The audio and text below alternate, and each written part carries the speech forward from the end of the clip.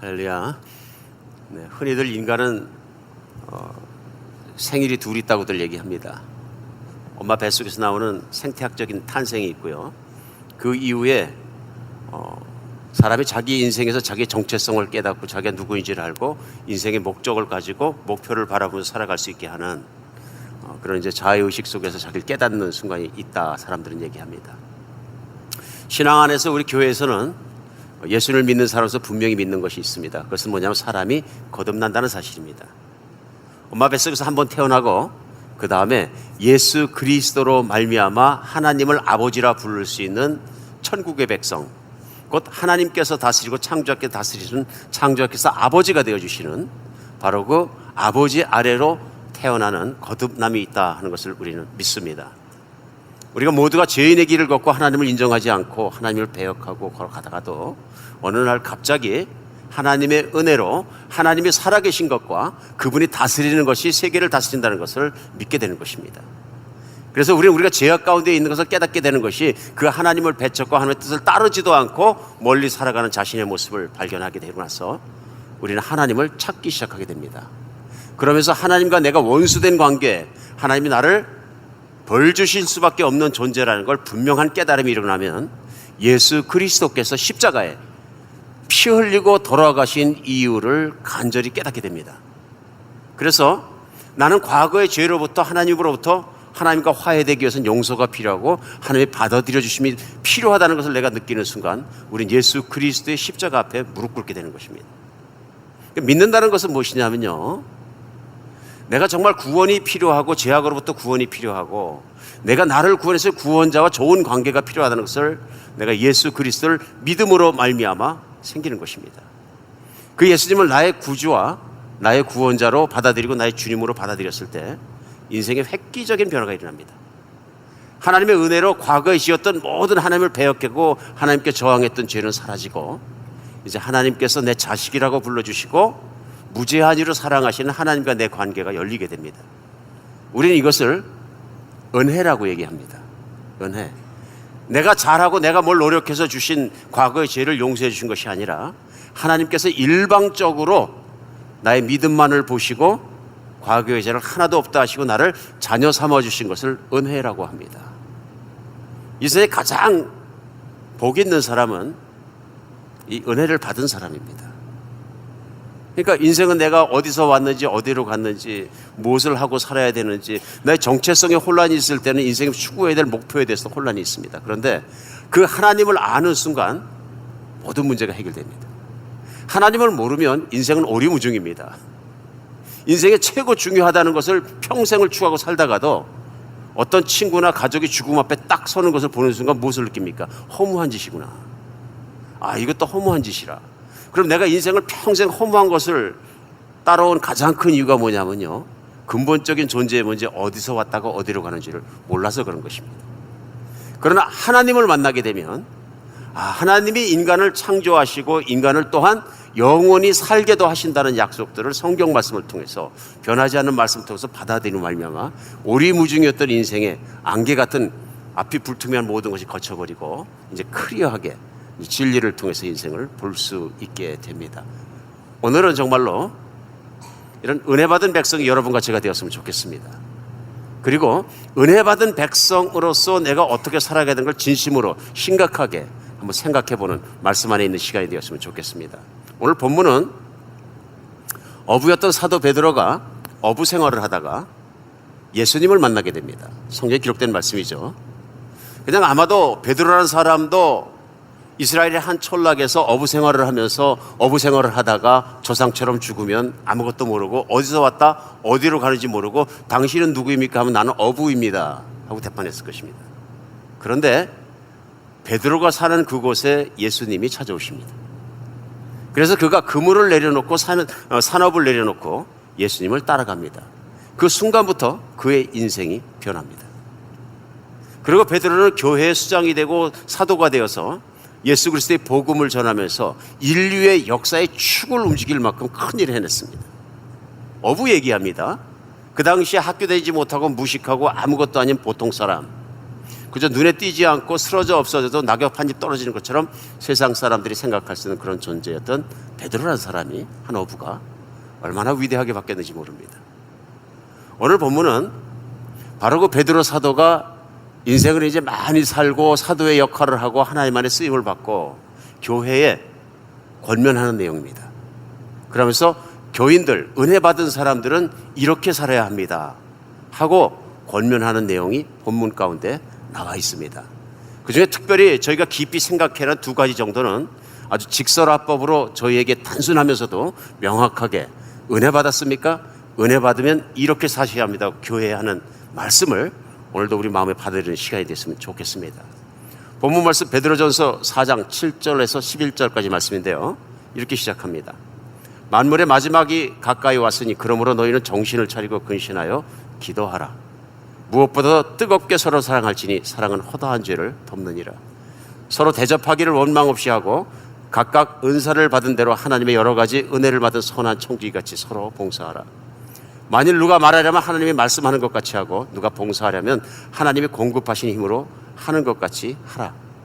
이는 범사의 예수 그리스도로 말미암아 하나님의 영광을 받으시게 하려 함이니 그에게 영광과 권능이 세세에 무궁하도록 있느니라. 아멘.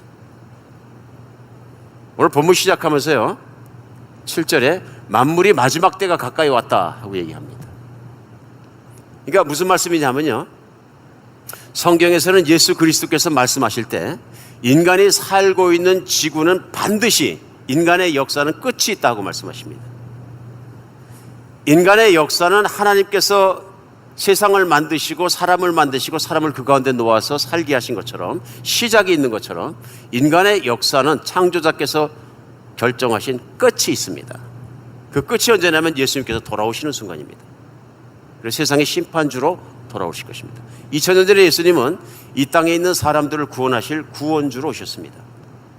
그런데 약속은 말씀하십니다. 예수님이 한 번 더 오시는데 그때에는 심판의 주로 오시고 그때는 세상의 끝날이 될 것이다 말씀하십니다.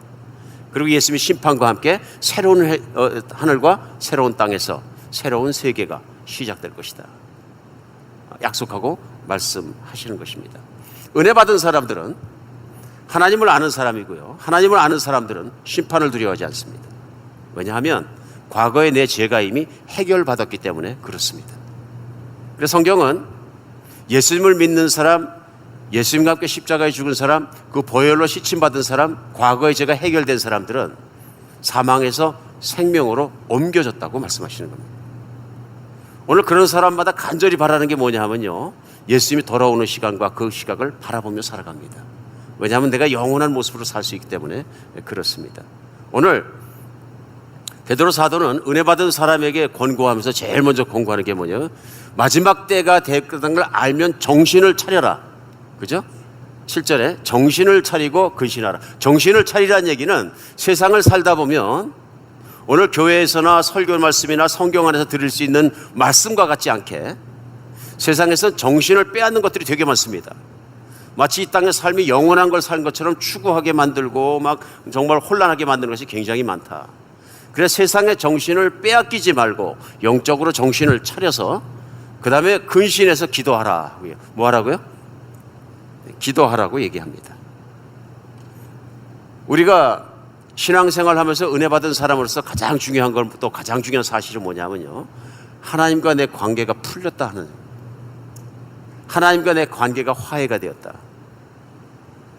그러니까 사실은 하나님과 나와 새로운 관계가 생겼다 하는 것입니다.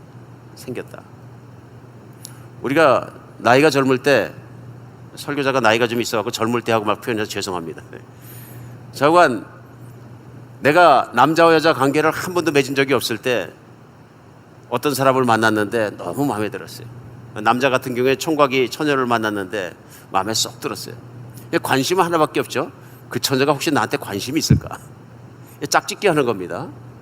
이때 보면 총 관심이 뭐냐면 그 처녀가 나를 몇 번 쳐다보았는가, 그 처녀가 내가 전화하면 전화를 받아줄까, 그 처녀가 내가 편지를 보면 심각하게 읽어줄까, 관심이 온통 쏠려 있습니다. 어느 날 이 총각이 정말 힘을 다해서 정말 힘을 다해서 연락을 했는데 이 처녀가 오케이, 한번 만나자 연락이 왔어요. 뛸 듯이 기쁘죠. 허락을 받았다는 자체가 가슴을 울렁거리게 합니다. 그러면 만나러 가는데 그냥 갑니까? 최고 멋지게 하는 거죠. 제가 얘기 듣다 보니까 어떤 분은 그래 처음 만나러 가는데 선글라스 007 가방 들고 나갔다 그러는데 얼마나 어색한 얘기입니까? 근데 이제 안 해본 일을 하려고 그러면 어색한 짓도 한다. 실제로 그렇게 했다고. 그래서 하여튼 배꼽을 잡고 웃었습니다. 자기가 생각할 때 자기 최고 멋있는 모습이었던 것 같아요. 그러니까 007 가방은 뭐 만나러 가는데 왜 들고 왔는지 저도 모르겠지만, 그래서 나중에 무슨 생각을 했냐면 그 처녀가 한국에 있고 그분이 이제 카나다 계시는 분이었는데 카나다에 있는 총각이 왔기 때문에 돈을 한 가방 들고 나오는 줄 알았대요. 그래 이분 말씀이 평생을 그 돈 많은 남자로 이렇게 기대를 했는데 나중에 열어보니까 빈통이더라.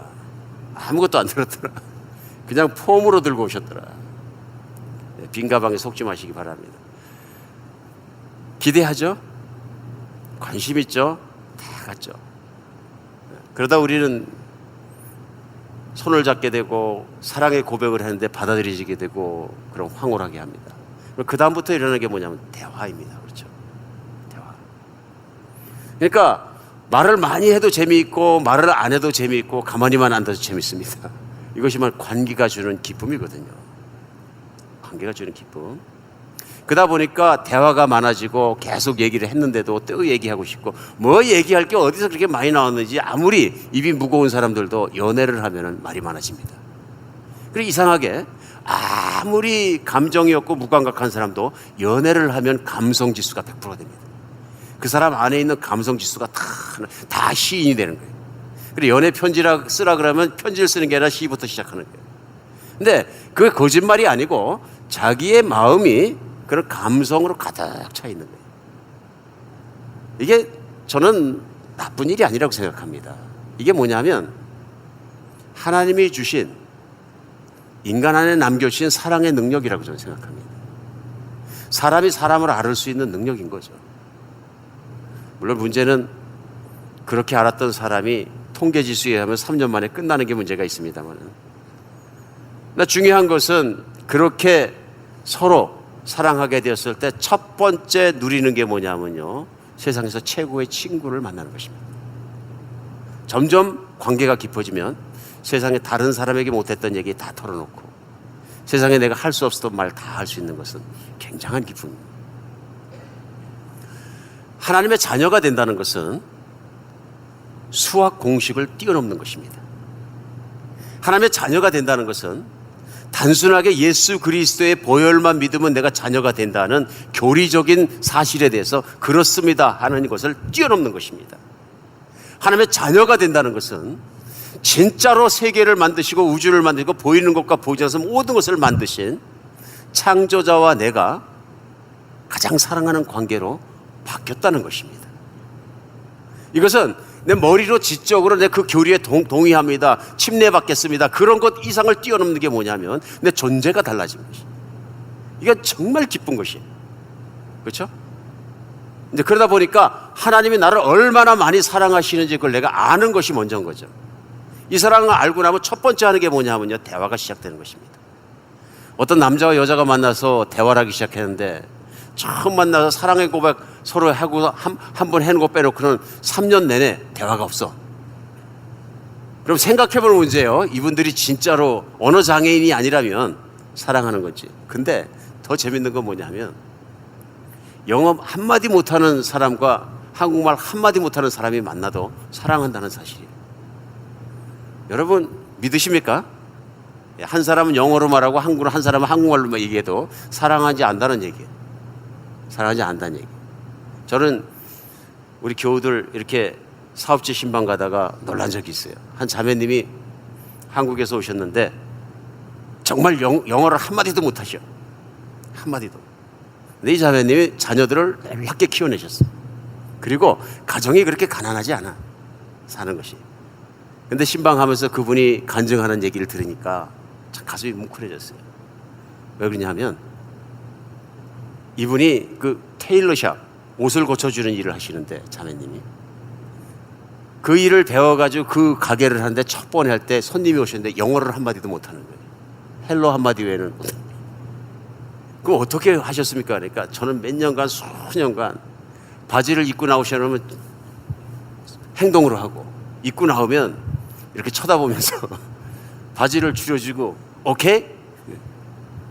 노? 오케이. 자기가 아는 단어는 그거밖에 없었다. 근데 그 영어 가지고 자식 4명 다 키워서 대학 보내고 안정시키고 이민생은 안정시키고, 참 놀라운 거예요. 어떻게 소통하십니까? 그러지만 저는 손님을 사랑해요. 그러더라고요. 손님도 제가 손님을 좋아하는지 압니다. 언어를 뛰어넘는 언어가 있다는 것이죠. 하나님 만났을 때 언어를 뛰어넘는 언어가 있습니다. 우리 기독교인들은 그것을 기도라고 합니다. 기도는 잘하는 사람이 있고 못하는 사람이 있는 것이 아니고요. 기도는 방법이 문제도 아니고요. 기도는 내가 사랑하는 사람과 대화하는 수단입니다. 때로는 하나님 앞에 아무 말 안 해도 하나님만은 내 마음의 언어를 아십니다. 우리는 그것을 들어서 어려운 말로 한자 단어 써가면서 묵상기도라고 얘기합니다. 아닙니까? 뭐 통성기도도 효과 있고 좋고 다 뜨겁게 하고 좋지만, 조용한 시간에 하나님만 생각하면서 조용하게 앉아서 가만히 앉아있을 때 하나님만이 내 내면에 말씀하신 세미한 음성이 있다는 걸 믿으시기 바랍니다. 그냥 뭐 거창하게 얘기하면 묵상기도 이렇게 하라 하면 굉장히 복잡해지는데, 조용한 시간에 조용한 곳에 앉아서 하나님만 생각하면서 내 마음으로 하나님 있을 때 하나님도 내 마음속에 말씀하셔서 그 소리를, 그 시간을 기뻐하는 사람들은 묵상기도의 달인들이에요. 왜 가능합니까? 사랑하는 분이 계시기 때문에 가능한 것입니다.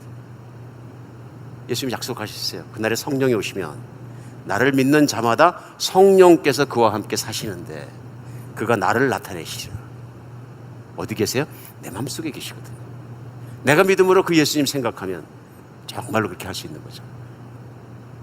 우리 그런 면에서 또 때에 따라서 또 통성기도하고 때에 따라서 부르짖습니다. 왜 부르짖습니까? 속 답답하니까 부르짖는 거죠.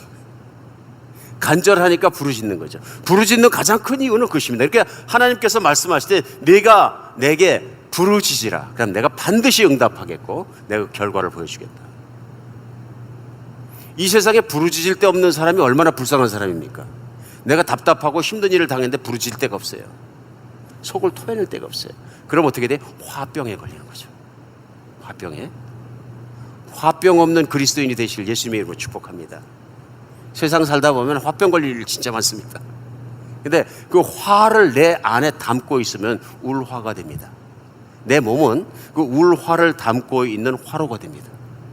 속안이 우라로 활활 타니까 이 괴롭기가 이루 말할 수 없는 거예요. 시편에도 다윗도 그런 고백을 합니다. 내 속에 미치겠습니다. 예레미야도 그런 얘기를 합니다. 내 속이 타서 미치겠습니다. 그것을 하나님께 토설했더니 살 것 같습니다. 기도는 부르짖는 것입니다. 기도는 허공을 대고 말하는 것이 아니라 내가 하나님께 말했을 때 이루어지는 사실적인 것입니다. 그래서 성경은 계속 약속하십니다. 너는 내게 구하라. 내가 너에게 주겠다. 왜? 내가 너의 아버지이기 때문에. 내가 피 흘리고 내 아들 예수 그리스도를 생명을 바치기까지 너를 사랑한다면 뭐가 아까워서 너에게 주지 못하겠느냐. 이게 믿음의 진실입니다. 그런데 이상하게 기독교인이 되는데 기도하지 않는다면 이상한 거죠. 좀 시간이 지나긴 했습니다만 처음으로 달나라 갔다 온 우순을 탔던 사람 중에 어윈 대령이라는 분이 계십니다. 한국 가서도 많은 간증들을 하고 그러셨는데 여기서 달을 보면 참 시적이고 아름다워 보이잖아요. 근데 우리가 모르는 게 하나 있어요. 달에서 지구를 보면 어떻게 생겼을까? 근데 이분이 처음으로 달에 갔다 오신 분인데 달에서 지구를 보니까 그렇게 아름답대. 여기서 보는 달은 흑백 사진인데 달에서 지구를 보면 총천연색 사진이 나온대. 너무너무 아름답대. 크게 보이고 총천연색으로 보인다. 아주 장관이다. 그런 얘기를 하셨어요. 그런데 이분이 간증하는 내용이 뭐냐면 지구로 돌아오는 길에 예전에는 캡슐로 분해돼서 캡슐이 떨어질 때 어떻게 떨어지냐면 이 낙하산이 펴지고 캡슐이 가볍게 탁 지구에 떨어지도록 낙하산이 그것을 작용을 합니다. 두 개 큰 낙하산이 퍼져야 되는데 탁 눌렀는데 하나만 탁 퍼졌어요. 이 캡슐이 엄청난 속도로 내려오는 거예요. 그대로 떨어지면 다 죽습니다. 근데 왜 안 펴는지를 아무도 모르는 거예요. 지구에 있는 베이스에서도 모르고, 그러니까 우주기지에서도 모르고 도저히 못 찾는 거예요. 그러니까 뭐 조종사하고 이제 그 우주인하고 막 베이스는 왔다 갔다 연락을 하는데 아무도 모르는 거예요. 그때 누군가 얘기했습니다. 이젠 길이 없습니다. 기도하는 수밖에 없습니다. 그러자 그때 당시에 그 우주선 기지와 우주인들이 하나가 돼서 기도했다 그래요. 하나가 돼서. 속수무책이니까요. 과학도 할 일이 없고 아무 할 일이 없어요. 그대로 떨어지면 그 안에 타는 사람 다 죽으니까요. 그런데 그 캡슐이 땅에 떨어지기 전에 기적이 일어났어요. 땅에서 회오리 바람이 일어났는데 그 회오리 바람이 얼마나 강하든지 이 낙하산 하나 핀 거를 대신할 만한 것이 돼서 그 중력을 이기고 사뿐히 갔다가 캡슐을 땅에 안착시켰어요. 놀라운 일이죠. 이게 이제 그때 휴스턴 사령탑을 진행했던 사람들이나 그 우주선에 타고 있던 어윈 대령이, 그래서 어윈 대령이 직접 간증하는 얘기. 최고의 기술, 뭐 인간의 첨단 문화 하지만은 낙하산 하나만 안 펴져도 비극이 일어난다. 하나님이 손이 그것을 기적적으로 받쳐주시지 않으면 안 일어난다. 근데 그때 그 모든 기적이 일어나게 하는 가장 큰 일은 예수 그리스도의 이름으로 기도하는 것이었어요. 사랑하는 여러분, 다른 건 모르지만 은혜 받은 사람의 특권, 곧 기도하는 것을 놓지 않는 여러분과 제가 됐으면 좋겠습니다. 우리는 자식을 키우며 살아갑니다. 지금도 우리 2세들이 예배드리고 있습니다. 2세가 잘 될 수 있는 가장 확고한 길은 무엇입니까? 물론 잘나서 좋은 교육 시키고 좋은 동네에서 잘 가르쳐서 좋은 학교 나오고 잘 크면 좋겠죠. 그보다 중요한 게 있겠죠. 뭡니까? 제가 그렇지 않아도 요즘 손자 이름 짓느라고 정신이 없는데, 자식을 오늘 아침에 묵상하면서 그랬어요. 자녀들이 어떻게 컸으면 좋을까? 하나 딱 생각났어요. 그저 시편 1편에 말씀하신 대로 시냇가에 심긴 나무처럼 컸으면 좋겠다. 그래서 악한 자도 따라가지 않고 죄인의 길에도 서지 않고 오만한 자리에도 앉지 않고 하나님 기뻐하시는 모습과 말씀 중심으로 살아가는 시냇가에 심긴 나무처럼 살았으면 좋겠다 하는 생각이 났어요. 어떻게 사는 겁니까? 하나님 말씀 기뻐하고 매일 기도하면서 하나님 따라갈 수 있는 사람이 되는 거예요. 자녀가 복받기 원하십니까? 부모가 기도의 본을 보시기 바랍니다. 그리고 만사의 기도로 결정하고 기도를 따라가며 기도에 의지하는 자녀를 만드십시오. 그러면 100% 개런티입니다. 이거. 이 인생은 절대로 실패하지 않습니다. 시냇가에 심긴 나무입니다. 하나님이 그런 사람을 좋아하시거든요. 하나님을 경외하는 사람은요. 그래서 자녀, 최고의 자녀를 만들고 싶다? 기도하는 자녀를 만들어야 되는데 가정에 하나님의 사람이 필요합니다. 가정에서 늘 성장하면서 아빠가 힘든 일 있을 때마다, 좋은 일 있을 때마다 그저 머리 숙이고 하나님 앞에 무릎 꿇고 엉덩이 번쩍 드시고 기도하는 모습을 보면 저절로 경건해집니다. 아멘? 저절로 경건해집니다. 그런데 가정에서 그 반대의 모습을 보게 되면, 조금만 일이 생기면 허겁지겁하고 화내고 조급해지고 이런 모습을 보게 되면 아이들도 금방 카피합니다. 마찬가지입니다. 집에 가서 뭔가 불만이 있어서 교회에 대해서 좋고 은혜로운 얘기보다는 교회 뭐 이게 마음에 안 들고 저게 마음에 안 들고 이게 저렇고 비판적인 얘기를 자꾸 하면 자녀들이 교회에 다니지 않습니다. 이거 개런티합니다. 사역자들도 조심할 문제예요. 사역자들도 왜 조심해야 되냐면, 집에 가서 사역자가 부지부식간에 교회 때문에 스트레스 받고 이런 얘기하면 자녀들이 상처됐다 그럽니다. 엄청난 상처. 왜 상처돼? 교회는 스트레스 주는 곳이야. 무서운 얘기거든요. 그것이 각인되어 버립니다. 우리 2세들은 쉽게 상처받고 쉽게 각인됩니다. 근데 부모의 말이 절대적인 건데 부정적인 말은 더 빨리 각인됩니다. 금방 안 지워져요. 그러니까 교회는 힘들게 하는 거, 교회는 스트레스 받는 거, 교회는 아픈 거, 교회는 뭐 이런 얘기들을 자식 앞에 해놓고서는 은혜 받을 거라고 생각하면 이 큰 착각을 하고 있는 것이죠. 내 자녀가 신앙생활에 자꾸 상처받을 일이 없는데 상처받았다고 그러면은 그 자녀의 신앙의 문제보다도 부모가 혹시 부정적인 얘기들이 입술에 많이 올리지 않았는가 생각해 봐야 합니다. 단 한 번의 부정적인 얘기를 가지고 2세의 신앙생활을 죽일 수도 있습니다. 기도하는 샘플이 되십시오. 어떤 상황에서도 하나님께 기도하면서 해결받는 부모가 되십시오. 그래서 교회는 가족 새벽 기도를 준비하겠습니다. 가족이 함께 기도하는 모습. 그래서 매월 마지막 주 토요일은 온 가족이 기도하는 시간입니다. 온 가족이 모여서 기도할 수 있는 여러분과 제가 됐으면 좋겠습니다. 그러니까 신년부터 시작해서 매월 마지막 토요일은 우리 식구들, 그래서 아기가 태어났으면 교회를 왔으면 강보에 싸서 아기를 교회 데려오시기 바랍니다. 아기가 가야 될 곳은 교회예요. 교회 데리고 오셔서 기도하는 현장에 놓고 같이 기도하세요. 아기가 울어서, 울면 어때요? 아기 데리고 오세요. 아기 놓고 같이 기도하시길 예수님 이름으로 축복합니다. 우리 기도하는 교회가 되었으면 좋겠습니다. 신년부터 시작하자마자 1월 2일부터 21일까지 세일에 새벽 기도하겠습니다. 신년의 축복성에 3일간 없는 대신에 새벽 기도에 하나님께서 은혜 주실 줄 믿습니다. 신년을 열면서 첫 시작을 열면서 기도로 열어가는 여러분과 제가 됐으면 좋겠습니다. 망가졌던 믿음이 회복되고 망가졌던 관계가 회복되고 망가졌던 신앙생활이 회복되는 시간 되길 간절히 바랍니다. 우리 목장에 모일 때마다 할 일이 있습니다. 기도에 힘써야 합니다. 사도행전 초대교회에서도 했던 일입니다. 그리고 예수님께서 승천에서 떠나시고 성령이 오시기 직전까지 제자들에게 명령하신 것 하나입니다. 너희들이 모여 기도에 힘써라. 우리 정말 다른 건 몰라도 늘 하나님과 기도에 힘쓰면서 내가 묵상 기도를 하든 통성 기도를 하든 방언 기도를 하든 주님께 어떤 모양의 기도를 하건 하나님과 기도하고 하나님과 소통하는 여러분과 제가 됐으면 좋겠습니다. 그러나 한 가지 당부드리겠습니다. 기도는 이래야 영적이다 하는 영적인 교만을 안 부렸으면 좋겠습니다. 한비전교회는 모든 기도가 통하는 곳입니다. 담임 목사님 저도 그렇습니다. 이 기도는 되고 저 기도는 안 되고 이 기도는 영적이고 저 기도는 영적이 아니고 그런 얘기 안 하셨으면 좋겠어요. 이거 영적인 교만이거든요. 본인이 그것을 영적인 교만이라는 걸 깨닫는 날까지 시간이 걸려서 그러지 나중에 알고 다 기도는 하나님과 대화하는 것입니다.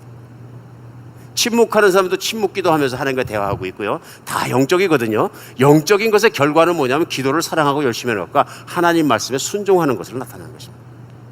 다른 어떤 것으로 나타나지 않습니다. 우리가 정말로 기도에 힘쓰는 여러분과 제가 되었으면 좋겠습니다. 기도 어떻게 할게요? 기질대로 기도하시기 바랍니다. 기질대로. 내 영적 기질이 카리스마틱한 그런 가르침을 받아 그런 기질이면 그렇게 기도하세요. 그래서 제가 그것을 정말로 제지하지 않는 이유가 그래서 그렇습니다. 내가 원래 묵상 기도하는 스타일 그렇게 기도하세요. 중요한 것은 하나님과 관계입니다. 오늘 두 번째 본문 가운데 은혜 받은 사람이 살아야 될 건 기도를 참으로 힘써라, 열심히 해라. 두 번째는 서로 사랑하며 섬기라고 말씀하십니다. 오늘 본문 짧지만 보면요, 서로라는 말씀이 3번이나 나옵니다. 8절에 무엇보다 뜨겁게 서로 사랑하라. 서로 사랑하라. 그리고 9절에 서로 대접하기를 원망 없이 하고, 그 다음에 10절에 각각 은사 받은 대로 하나님의 여러 가지 은혜를 맡은 청지기, 선한 청지기같이 서로 봉사하라. 자, 서로 사랑하라, 서로 대접하라, 서로 봉사하라. 다른 말입니까? 같은 말입니다.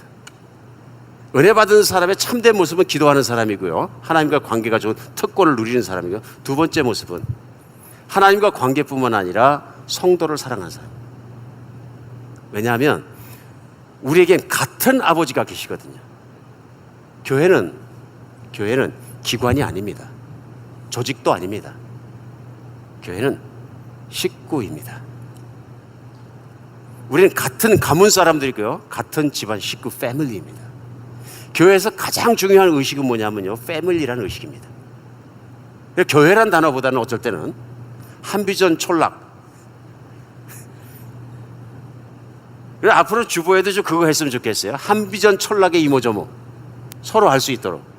뭐 이런 촌락에서는 이런 목장에서 이런 일이 일어나고 있습니다. 여기서 이런 그런 것이 서로에게 잘 커뮤니케이션 되는, 뭐 그렇게 하고 만날 때마다 우리 촌락의 메시지와 뉴스들이 왔다 갔다 하고 그런 교회가 되었으면 좋겠어요. 쓸데없는 뭐 헛된 소문 가지고 누구의 부정적인 사람 얘기 가지고 막 교회가 핑핑 돌고 이러지 말고, 그건 마귀가 하는 것이거든요. 좋은 일들 가지고 촌락의 뉴스들이 왔다 갔다 하고, 우리 각자 내가 한비전 촌락과 하나님의 나라가 이루어지는 교회에 이 정말 식구에 포함됐다는 게 얼마나 감사한 일이에요.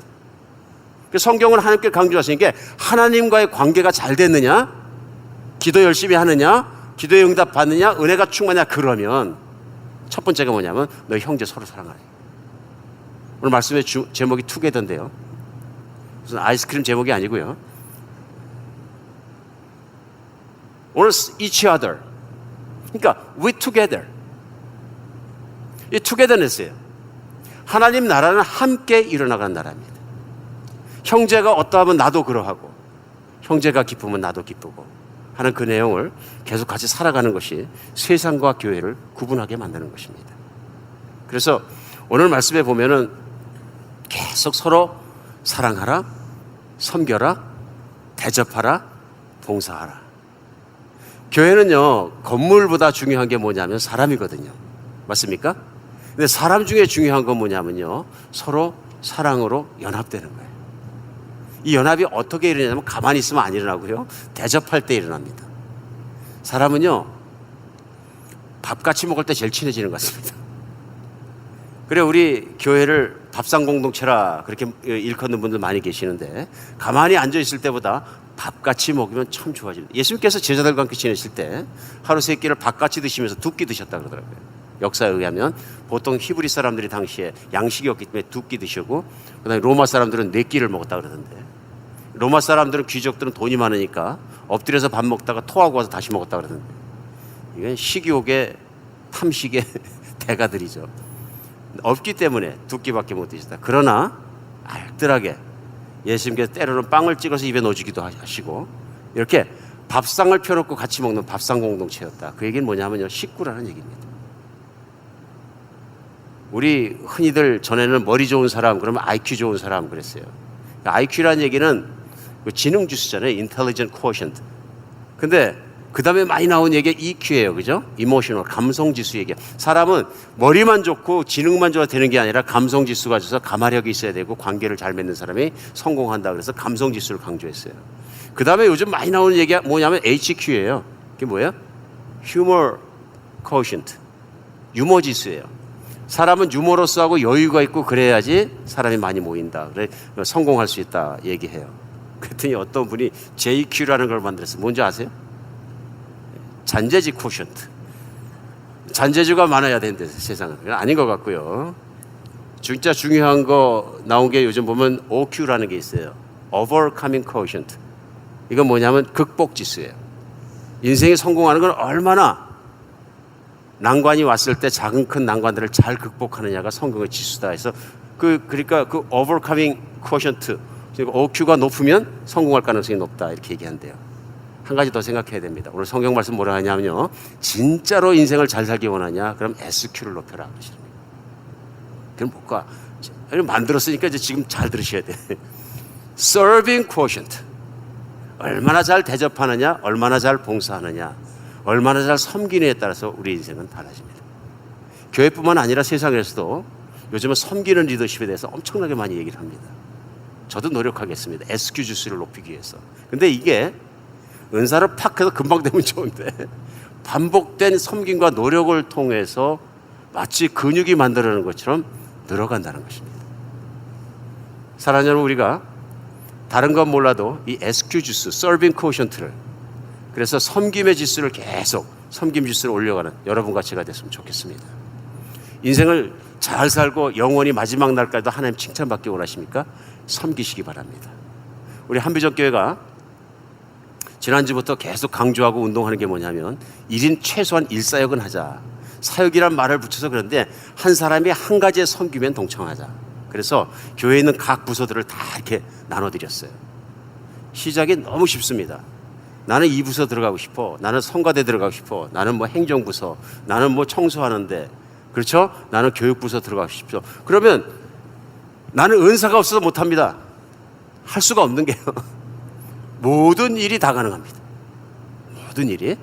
그러니까 은사라는 건 내가 무슨 영적인 은사만 말씀하시는 게 아니라 모든 은사를 다 얘기합니다. 내가 가지고 있는 육체적 능력, 정신적 능력, 그 다음에 경험에서 답습해서 나온 경험적인 능력, 모든 능력이 다 하나님이 주신 거예요. 내가 하나님이 주신 돈, 재정도 하나님이 주신 은사고요. 다 은사예요. 그러니까 열심히 사업해서 재정으로 또 열심히 기여하시면 열심히 기여하시는 것처럼 내가 몸으로 받은 어떤 재주가 있으면 다 내놓고 함께 섬기는 거예요. 지금 크리스마스 트리 보니까 이쁘죠? 어떤 목장에서 이렇게 하셨는데 이렇게 누가 와서 안 하시면은 우리는 이 아름다움을 즐길 수가 없는 거예요. 나는 환경미화 하고 싶어. 환경미화로서. 우리 모든 것으로 나는 음식을 잘 만든다. 음식으로 섬기시고. 큰 재주들이죠. 큰 은사들이죠. 이게 섬기는 여러분과 제가 됐으면 좋겠습니다. 교회는 하나님을 아버지로 섬기는 가족입니다. 가족은 각자 할 일이 있습니다. 여기서 떠나지 않는 여러분과 제가 됐으면 좋겠습니다. 교회는 구경하면 남이 됩니다. 교회는 내가 섬김의 안으로 들어가면 식구가 됩니다. 사랑하는 여러분, 우리 모두 하나님 나라의 정말 가족인 것처럼 우리 교회에서도 이렇게 가족이 되는 여러분과 제가 됐으면 좋겠습니다. 우리 신앙생활을 하면서 최소한 두 가지는 오늘 본문 말씀대로 꼭 지켜야 합니다. 제일 먼저 기도하는 사람, 기도하는 가족, 기도에 나태하지 않은 여러분과 제가 됐으면 좋겠습니다. 나중에 주님 앞에 섰는데 네가 왜 그때 기도하지 않았느냐, 너는 나를 의지하지 않느냐, 나를 믿지 않느냐, 신뢰하지 않느냐 말씀하시면 쥐구멍 있으면 찾아 들어가고 싶을 겁니다. 그만큼 나 자신을 신뢰한 거죠. 나만 생각한 거죠. 하나님께 의뢰하고 기도하시기 바랍니다. 자녀들도 그렇게 키우시기 바랍니다. 두 번째, 서로 봉사하고 섬기고 사랑하는 일에 뒤로 물러나지 마시기 바랍니다. 기회가 아무 때나 있는 것 아닙니다. 내가 아무 때나 건강한 것 아닙니다. 나에게 하나님께서 오늘이라고 생각하는 건강한 몸을 주셨으면 그 힘을 다해서 하나님의 가족을 섬기는 여러분과 제가 됐으면 좋겠습니다. 교회는 여러분과 제가 가족이 돼서 우리 예수님을 모시고 살아가는 가족입니다. 이 가족 안에서 참 하나님 기뻐하시는, 또 우리가 기뻐하는 그런 촌락을 이뤄갔으면 좋겠습니다. 세상에 어떤 촌락도 그렇게 살 수가 없는데 우리 교회만큼은 그런 촌락이 되었으면 좋겠습니다. 기도하겠습니다.